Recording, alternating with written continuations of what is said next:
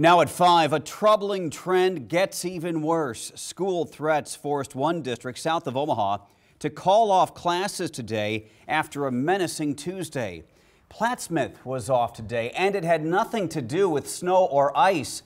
Instead, administrators were using lots of caution and making sure the kids are not vulnerable after 2 threats.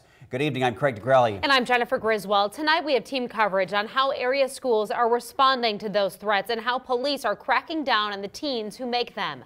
First, here's senior reporter Jake Wazakowski. Well, guys, most parents are worried about their children's safety, and some want to know why these teens accused of planning to shoot up the school aren't still behind bars. The lots and classrooms are empty at all Plattsmouth schools because of 2 threats. Parents are notified of the first on Tuesday evening. A 15 and 16-year-old students picked up for planning an attack on Plattsmouth High.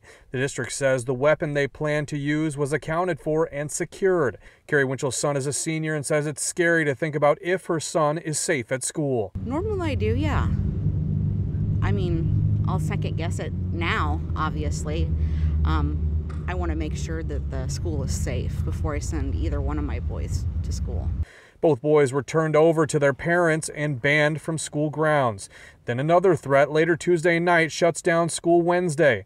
Michelle Serboss says there's lots of frustration over how it's been handled. We're a week out of a tragedy where people actually died, and to have the communication system fail, essentially, it was pretty devastating. I mean, your first thought is that how did they know what's really going on, and how are they communicating to us, the parents, that there's an issue? The district says they're working to fix issues with parents receiving alerts. But Serboss wants to know why the teens weren't detained during the entire investigation for the public safety, because people are terrified what happened in Florida could happen here. In Florida, he was expelled from the school. He wasn't allowed in, and he still got in. So what in the world would make law enforcement decide to send the kids home as opposed to holding them?